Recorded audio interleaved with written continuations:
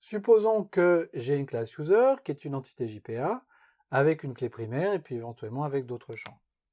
Qu'est-ce qui se passe quand je vais faire user égale new user, et puis là éventuellement je vais fixer la valeur de mes champs, le nom, le prénom, la date de naissance, que sais-je encore, et puis je vais faire un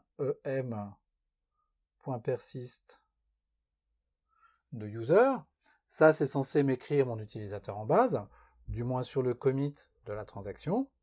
Et puis là, je m'attends à ce que l'insertion fonctionne. Il y a quand même un petit problème avec la valeur de la clé primaire qui se trouve ici.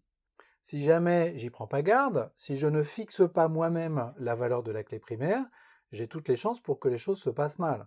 Parce que si la clé primaire est égale à 0, la base de données va me dire j'ai déjà une ligne avec une clé primaire qui a cette valeur-là.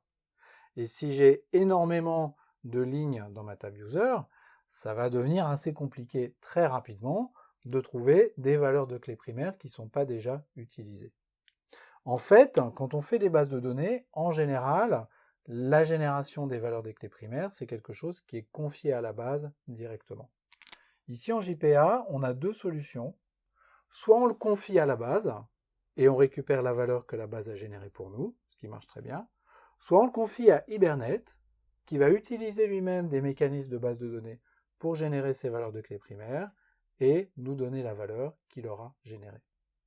Dans tous les cas, on fixe ça avec une annotation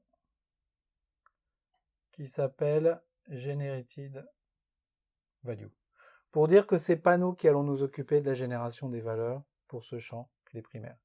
Et generated value, il prend un attribut qui s'appelle stratégie, et cet attribut, il prend comme valeur une constante, generation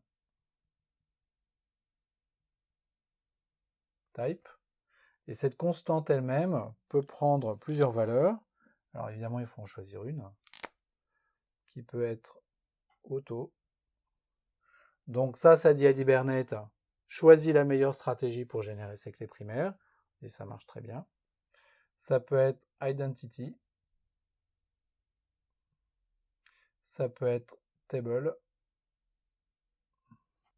et ça peut être sequence.